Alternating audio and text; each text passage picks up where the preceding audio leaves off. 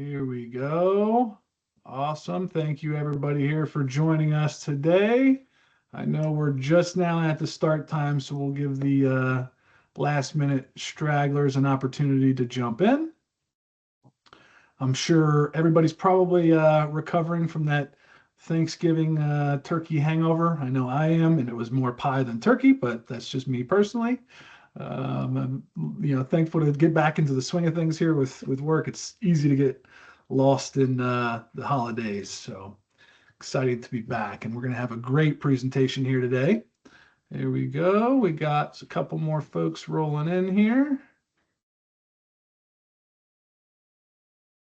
All right, awesome. We got a few here jumping on. We'll give everybody 30 more seconds. I don't want to make everybody wait too long. So we are at 12:01.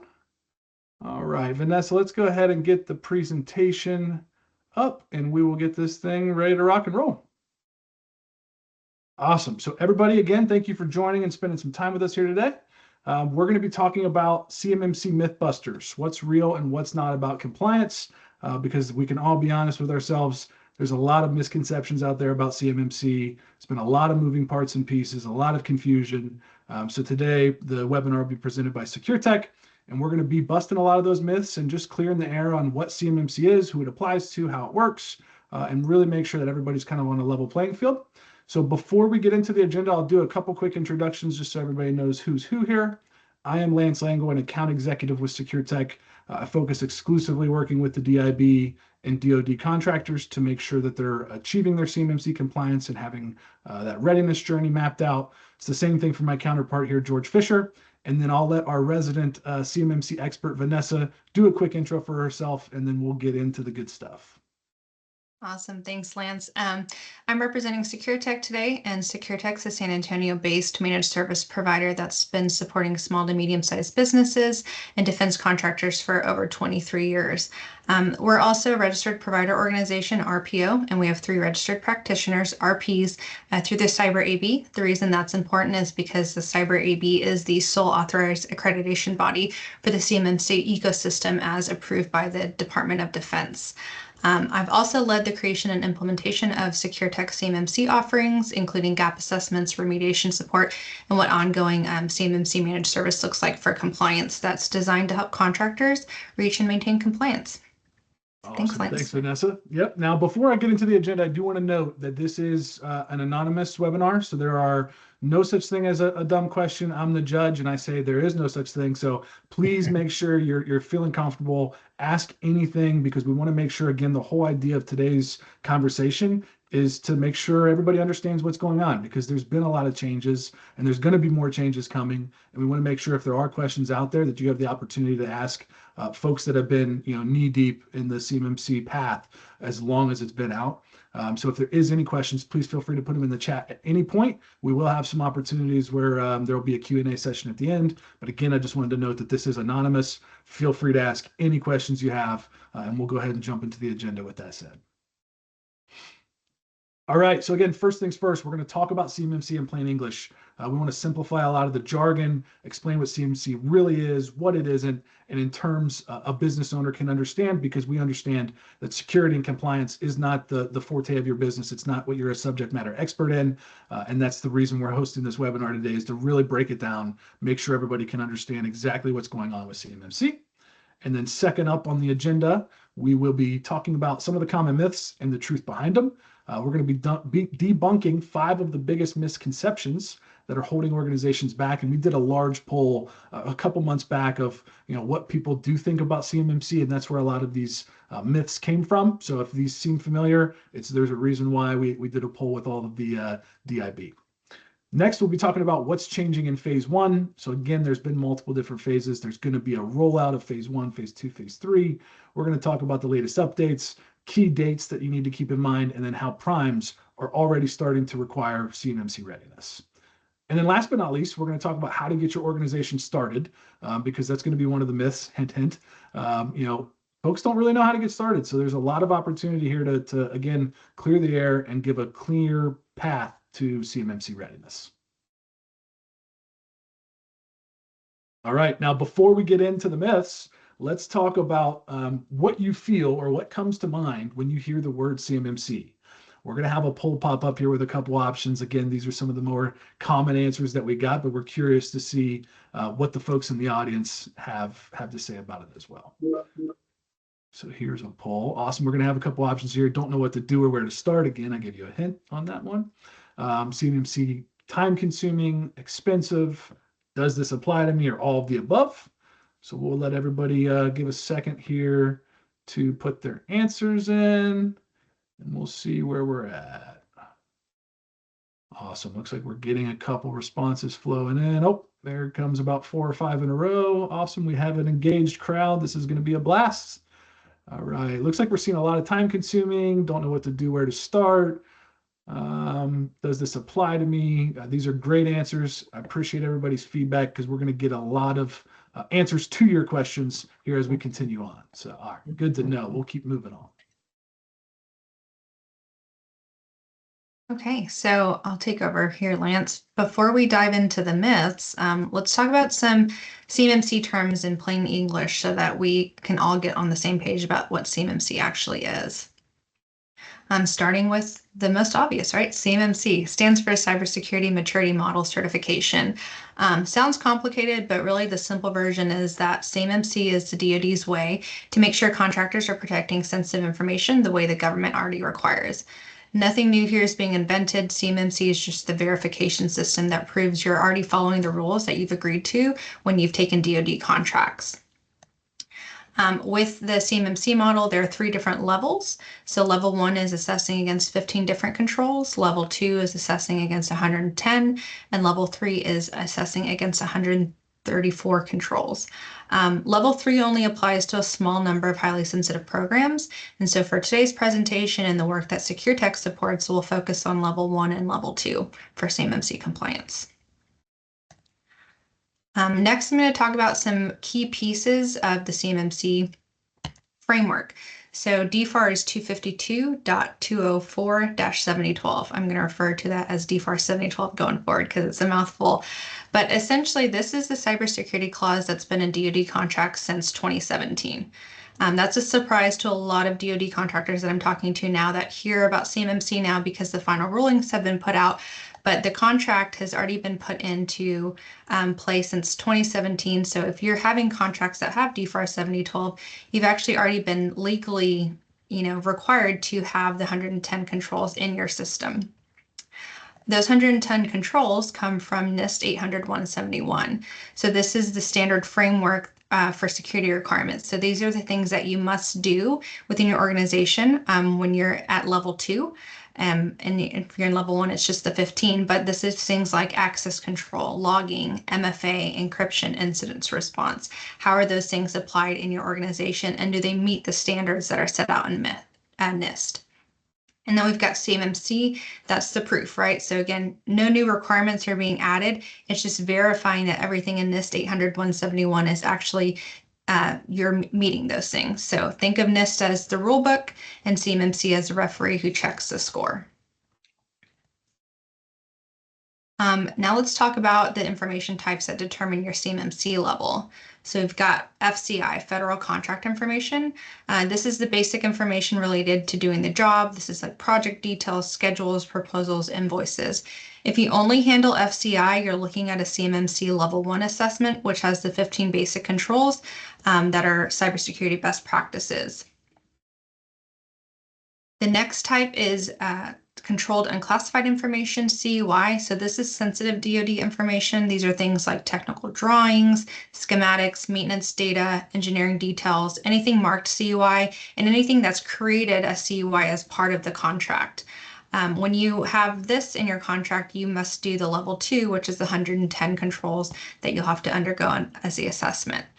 Something really important that I want to point out, because I hear this a lot with the DoD contractors that I'm talking to, is that your FCI or CUI, that data determines your level. It's not the size of your business. It's not how much revenue you bring in. It's not whether you're a prime or a subcontractor.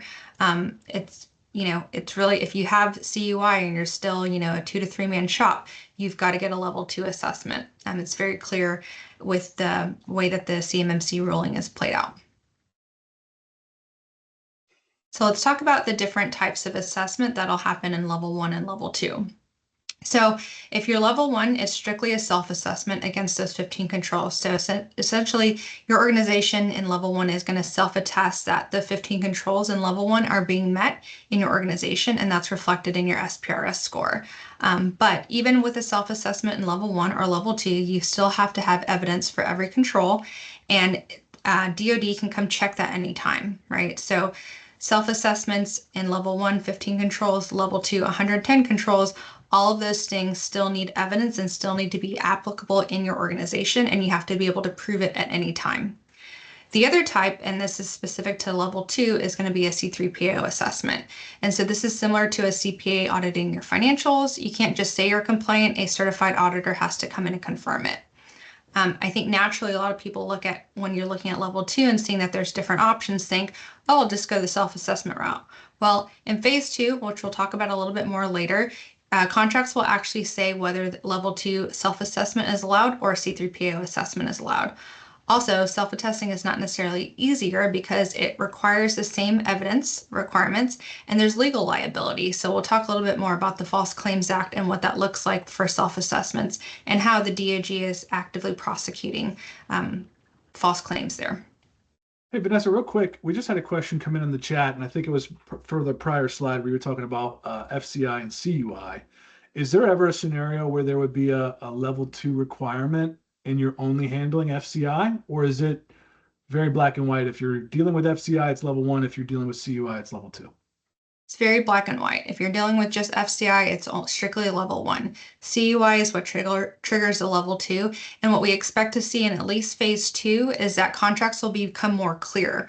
We won't see DFARS written in anymore. It'll say CMMC level 2 self-assessment, CMMC level 2 C3PAO audit.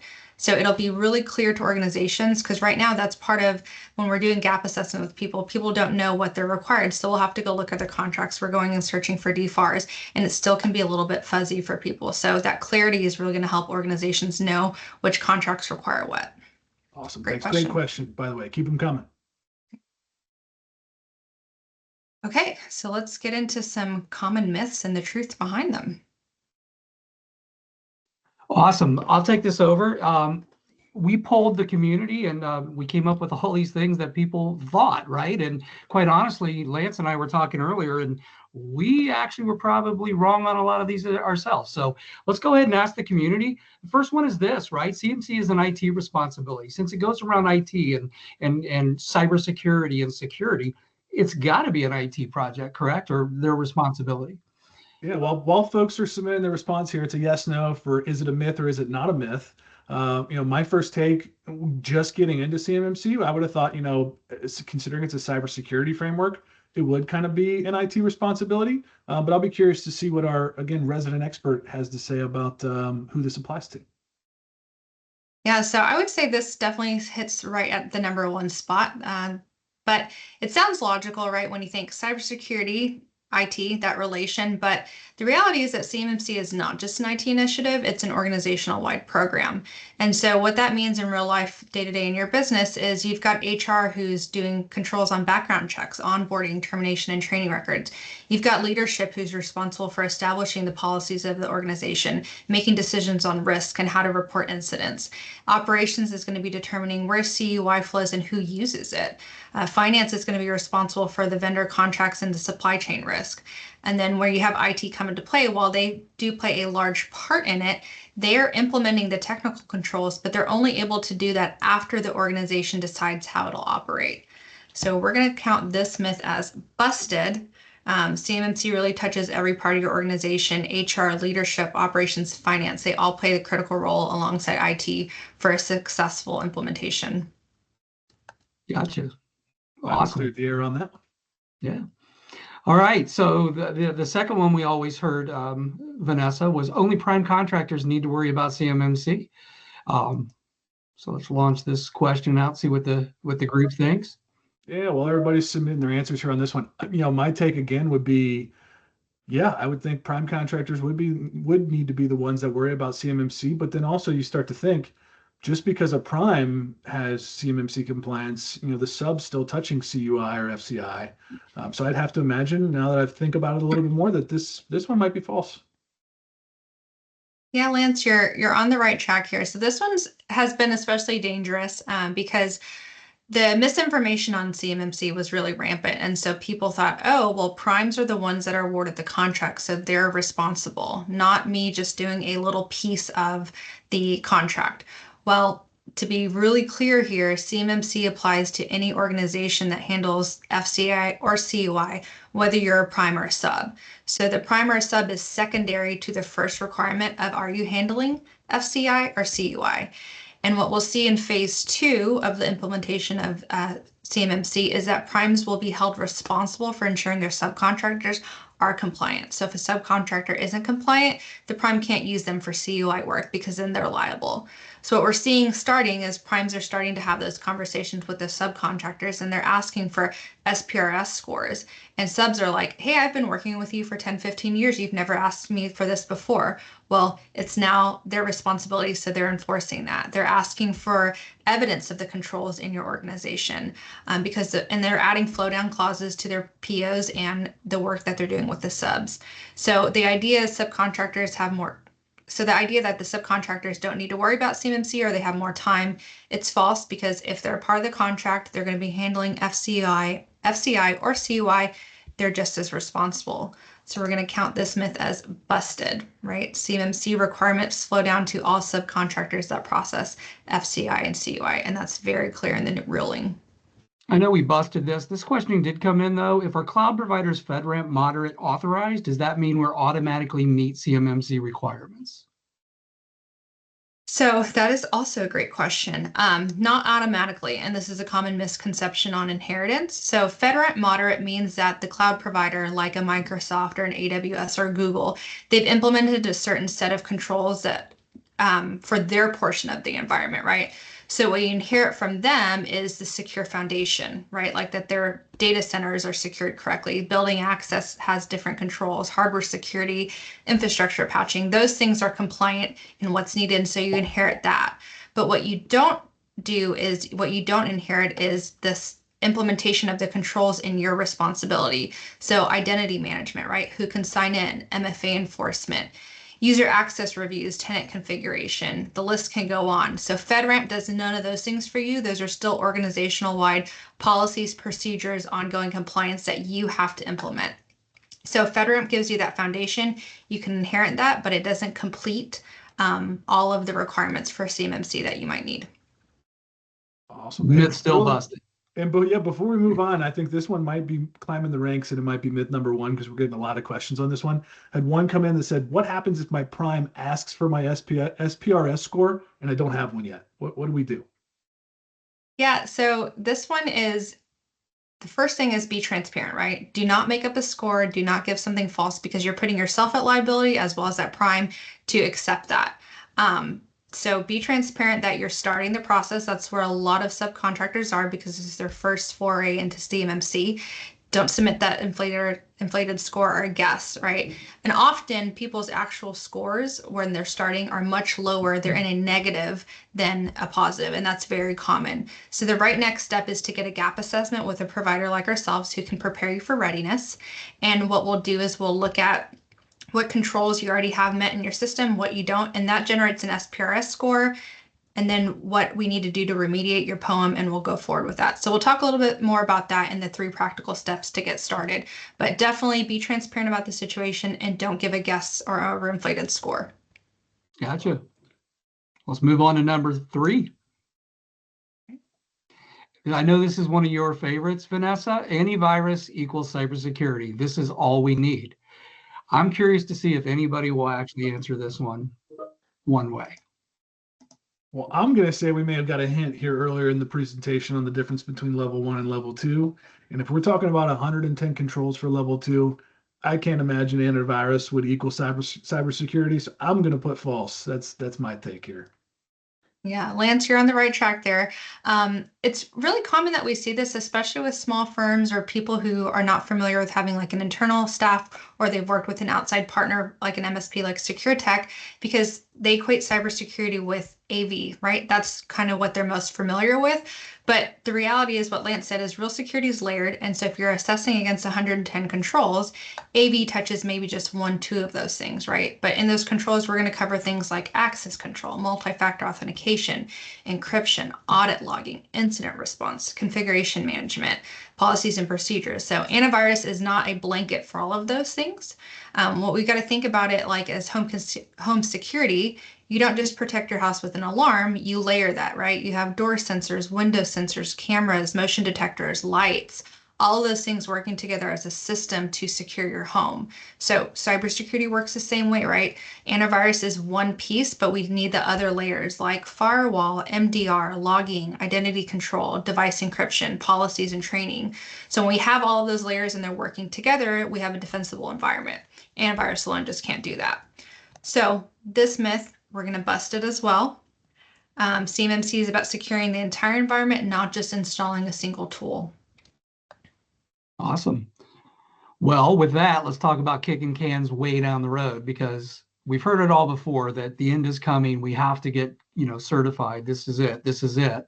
And quite honestly, a lot of people think CMC just will not affect us for a very long time, right? The can's going to keep getting kicked. And I'll tell you what, while everybody's putting their results in or putting their answers in for this true or false is the myth busted, I've had the same kind of idea that George just talked about, where they have kind of kicked the can a little bit and moved things down the road. But now we're at a point where the enforcement's been made, right? November 10th, and I think Vanessa's going to talk about this when we get into a little bit of the timeline. But enforcement's in effect. Self-attestations are now being reviewed. They're being analyzed. It's not just taking your word for it that you've done all of these controls and have everything in place. So yes, the can was kicked, but I think we've come to the end of the string, and the can's not got any further to go. So we're now creeping up on the can. So I'm going to say this one's going to be false. This is real now. It's no longer just a conversational piece. Yeah, so this myth may have been true. We're talking 3-4 years ago, right? Again, DFARS has been around since 2012. However, the enforcement of it has been long delayed, and the actual rollout of the CMMC final ruling and the enforcement has taken some time. So this was a true statement a couple years back, but now we're seeing enforcement started. So on November 10th, we had the 48 CFR rule updating, right? So contracting officers can now include the CMMC requirements in new solicitations. So it's no longer when is it going to happen? It's already in motion. The other thing to be aware of is that when you're looking at the level 2 assessments and you'll need a C3PAO audit, is there's going to be a backlog. It's just inevitable by simple math. So I think in the last count for C3PAOs that were authorized through the Cyber AB, there was 83. And so if you do the math on the amount of DoD contractors that will need C3PAO assessments and how many are available, and these being required in phase 2, we're going to see a backlog. So those organizations that are ready now for the assessments or scheduling those in a month, 2 months from now, they're going to be far ahead of the game, and they're going to be able to avoid that C3PAO backlog.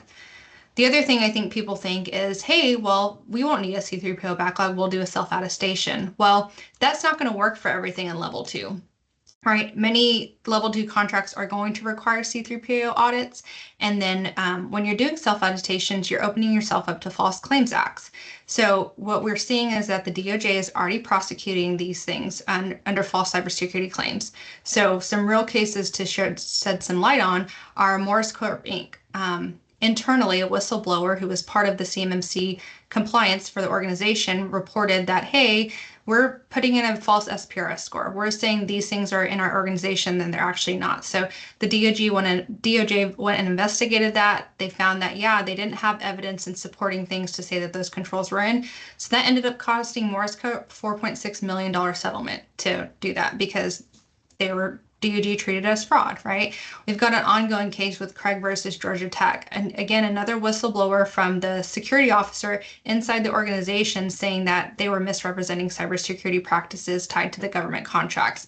So that's an ongoing case. The DOJ is investigating that under the False Claims Act, but that's likely going to have a similar instance where there's a large payout because they're falsely representing what they're doing from CMMC. So takeaway is simple, right? Cybersecurity claims, including false SPRS scores, are treated as certifiable statements under False Claims Act, and the DOJ is actively prosecuting those. And then again, kind of what we touched on lightly is that primes are already requiring compliance today. They're asking for SPRS scores. They're asking for SSPs and POEMs. They're asking for evidence of those key controls from their subcontractors because they know that they're going to be held liable for it in phase 2. So everyone has to get ready now. So if it's not clear, this myth is definitely busted. CMMC timelines are already in motion, and waiting is the fastest way to lose out on eligibility contract going forward. Hey, we just had a great question come in the chat because I think people are understanding, and I think the community has come to the conclusion that, they're not kicking the can anymore. That was the history, but now things are really in action and in motion. What does a timeline look like? If you're starting from, zero and we need to achieve our compliance, what's the timeline look like? And is there any sort of grace period if we say, hey, we are starting, we're working towards our compliance. We hadn't in the past. Now that this is in motion and really happening, we're starting our compliance, but A, we don't know how long it's going to take to get from started to compliant. And then B, if we're applying for contracts that are requiring CMMC compliance, are we eligible if we're in motion on achieving our compliance? Yeah, no, that's a great question. So a couple of years back, we were advising, 12 to 18 month journey from start to finish because a lot of organizations didn't have any of the control framework in place. And so they're really starting from scratch. So obviously it's subjective to where your starting point is, but if we're looking at long horizon, like time, it's a long horizon of time. There are some other options we have now where we can do things called like secure enclave. And essentially that's spinning up a brand new secured environment that's created to meet the controls of NIST that only a subset of your users would log into and access CUI. And so what that will do is that'll help define the scope and boundary to a smaller subset and give you an environment that you can spin up. So if you go a route like that, your time to implementation is a lot shorter. That takes care of a lot of the IT technical controls, but again, still this organizational thing needs to happen. So I'd say for anyone, it's a clear probably 6 to 8 months. Going kind of a secure enclave route. If you're looking to make this organizational wide and you're not looking for that secure enclave, you're really probably looking at 12 months. And it's really as fierce as you want to be as an organization to have compliance going, but no, it's going to affect everyone in the organization. And then do you have all the right staff, the right help from IT perspective to make those things happen? Because there are likely going to be projects, new services that you need like SOC or more than antivirus and things in your environment. So you've got to get those things implemented.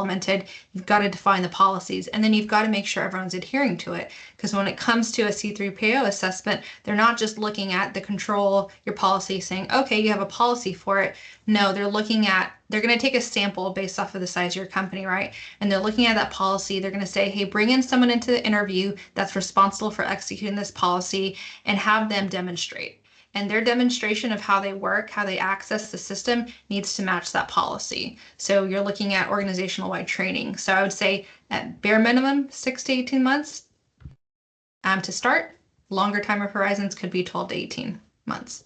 Awesome. Thank you. We just got a huge all caps thank you in the chat for answering that, because I think, again, there's just been a lot of misconceptions and a lot of, different opinions on what's what. And I think that was a pretty clear answer. So we got a big thank you in the chat.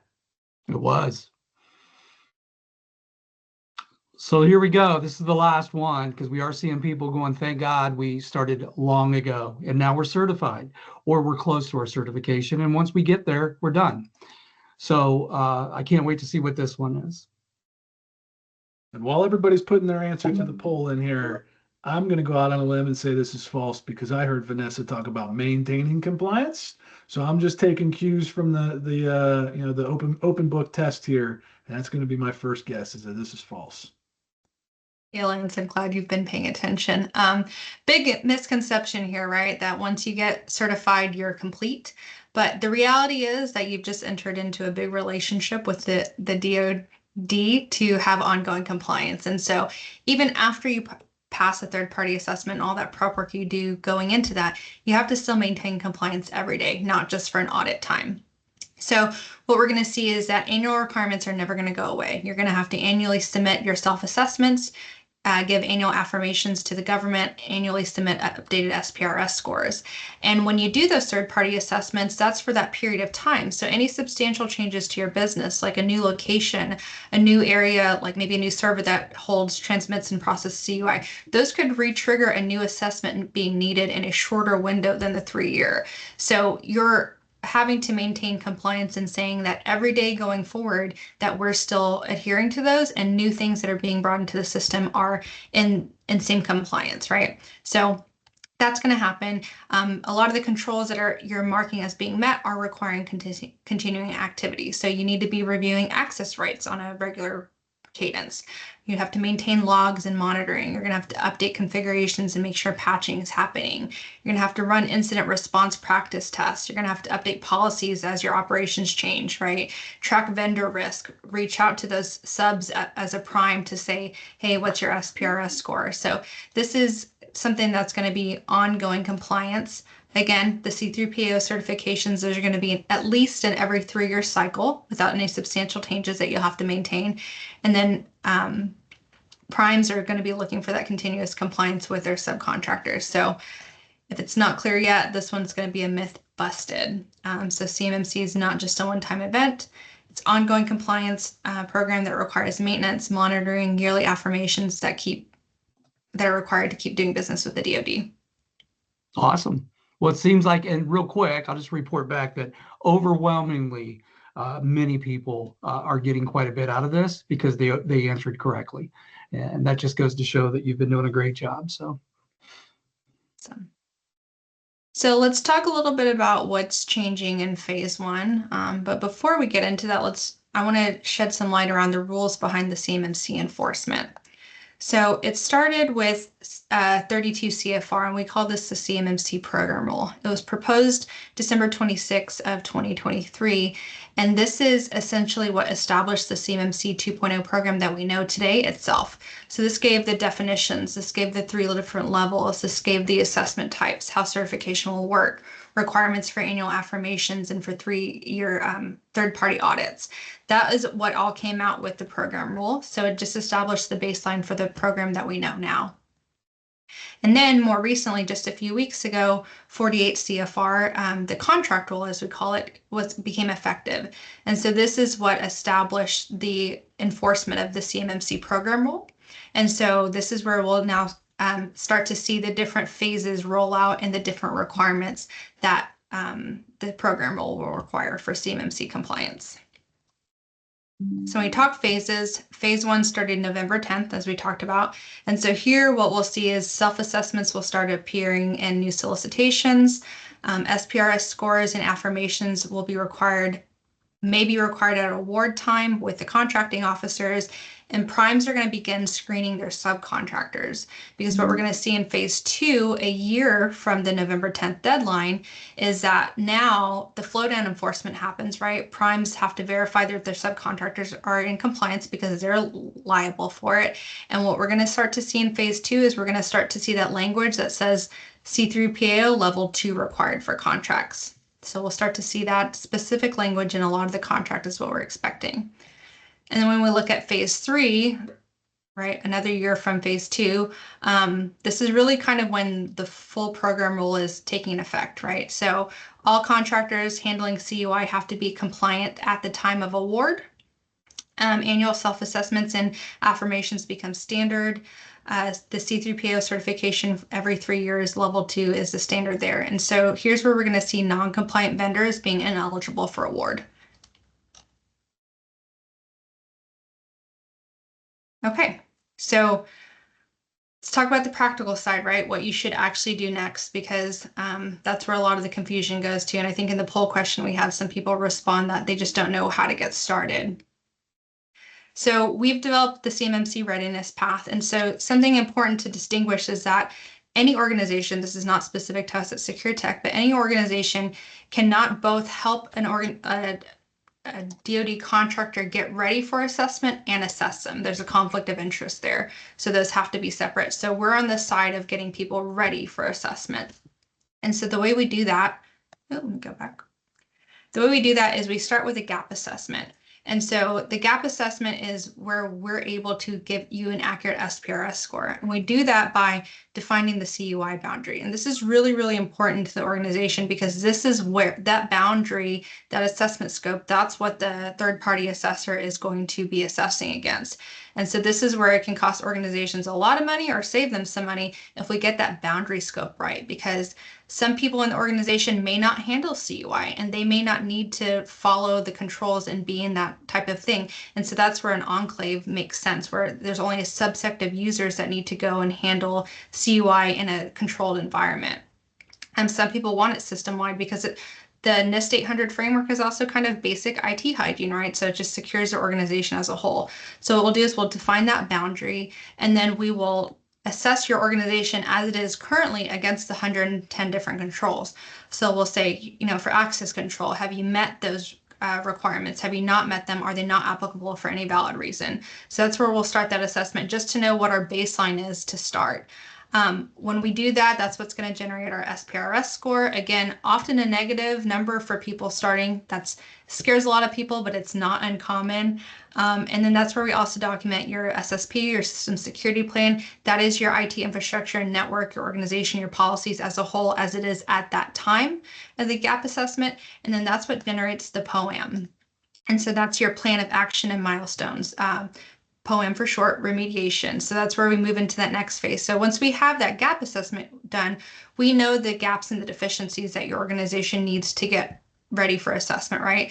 So we're going to work that through a POAM. We're going to assign owners to those different items, the different gaps, and say, hey, maybe IT is responsible for this, or maybe CEO is responsible for this, or finance is responsible for this, right? Because some of it's down to just policy creation for the organization. Some of it could be, hey, we need to implement a SOC, right? We need to have audit monitoring in here. We need to test our incident response plan. So all of those different gaps that are likely going to be there for organizations, we're going to have those identified, assign the owners. We're going to set deadlines to those different milestones so that we know when we'll be ready for assessment, right? So if we have this list, we're following these things, these people are responsible for it, we're doing them and executing them by these dates, we'll be ready for assessment by this time. And so we'll track that remediation progress as we go through.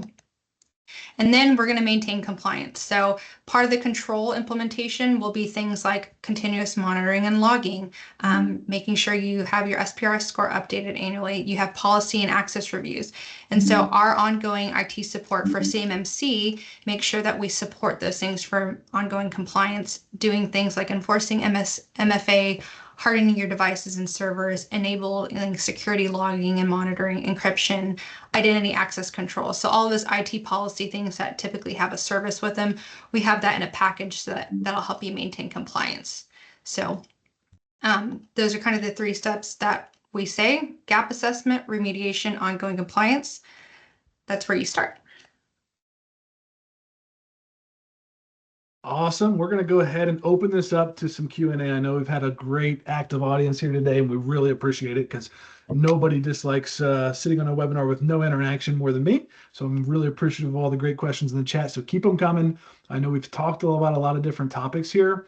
So everybody go ahead and throw those in the chat. I just got one that came through. So Vanessa, the question is, do we need to rewrite all of our policies from scratch, or can we use templates that are applied for CMMC language? Because I think that's a big part of these 110 controls is policy and procedure.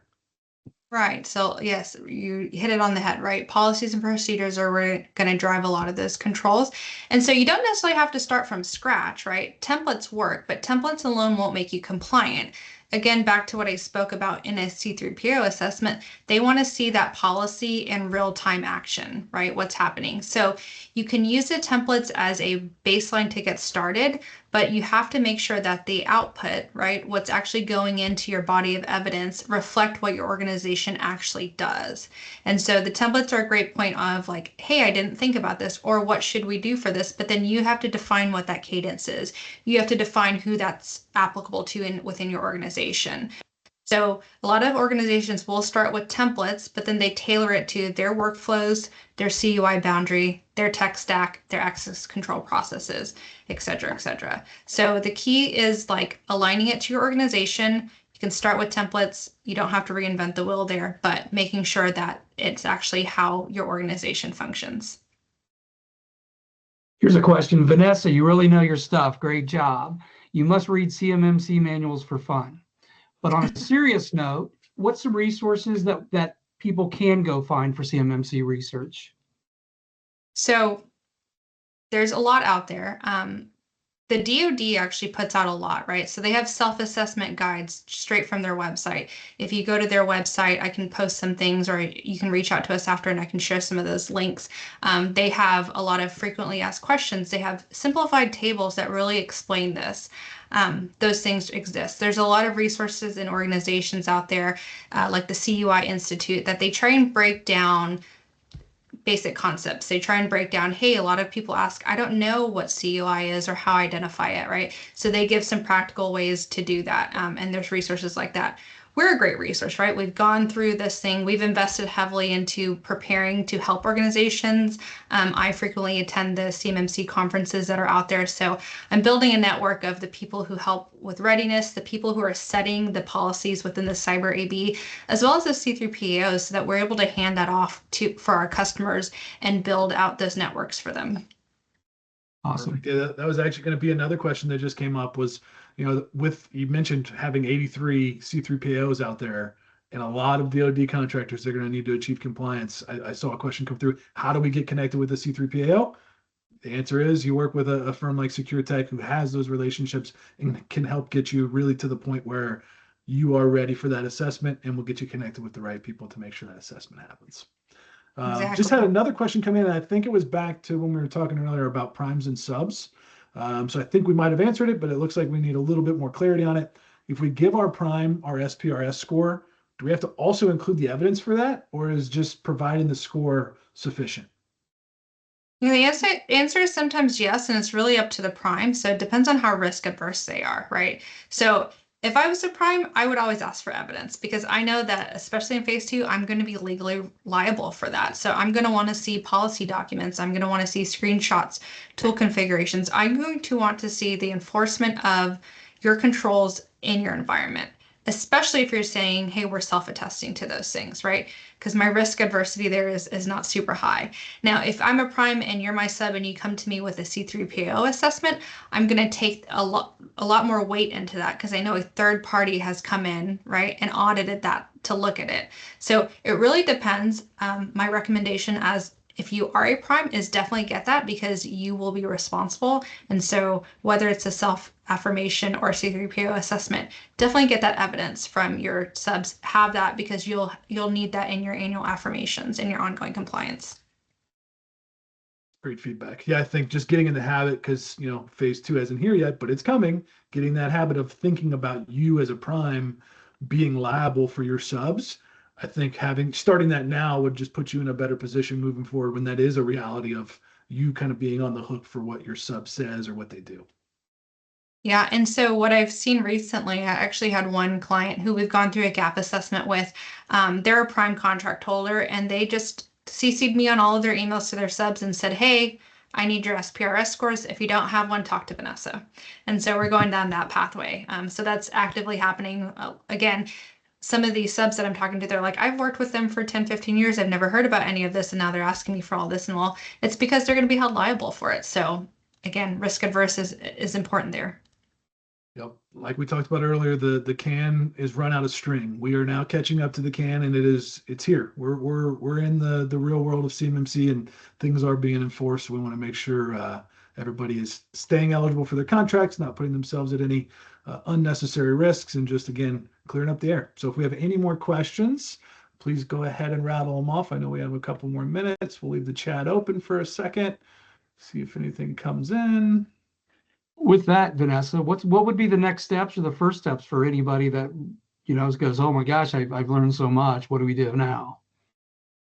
Yeah, so I have this helpful slide, right? We can help. And so a couple ways to reach us. Our general email is info@getsecuretech.com. You can go to also our website. There's a form fill there that you can fill out, and you can answer a couple easy questions about your organization and provide information that you're ready for CMMC to start that talk, and we'll set up a call. So often we do Teams calls with organizations, and we just start, and it's a lot of the topics we covered here, right? Like that's where the stuff came from, is hearing from what people are asking about, what they need to know. And then we start to look at what that looks like, and we'll propose what that gap assessment project looks like, timelines to do that, and we'll help organizations get ready. So yeah. I love it. And I know George and I had conversations, emails back and forth, phone conversations with a lot of the folks here on the call today. So feel free to reach out to George and I personally as well, and we can help coordinate that one-on-one, because it is, it really does come down to your specific environment. There is no, easy button when it comes to this compliance. There's a lot of details specific to how you operate within your business. So everybody could be a little bit different and would really require a one-on-one conversation. So if anybody is looking to kind of get this process started, or you have started and you're kind of stuck in the middle, we can absolutely help, and we'd love to have that conversation with you and see if we're a good fit. Absolutely. Well, I don't see any other additional questions coming here, so it looks like we will be able to give everybody back a few minutes of their day today. And we, again, really appreciate everybody joining. Thankful for your time. Hopefully you got some really good takeaways from the conversation today, and we're looking forward to having conversations with each and every one of you. Yeah, this was great. I really enjoyed it. Thanks, everybody. Yep. Thanks, y'all. Bye.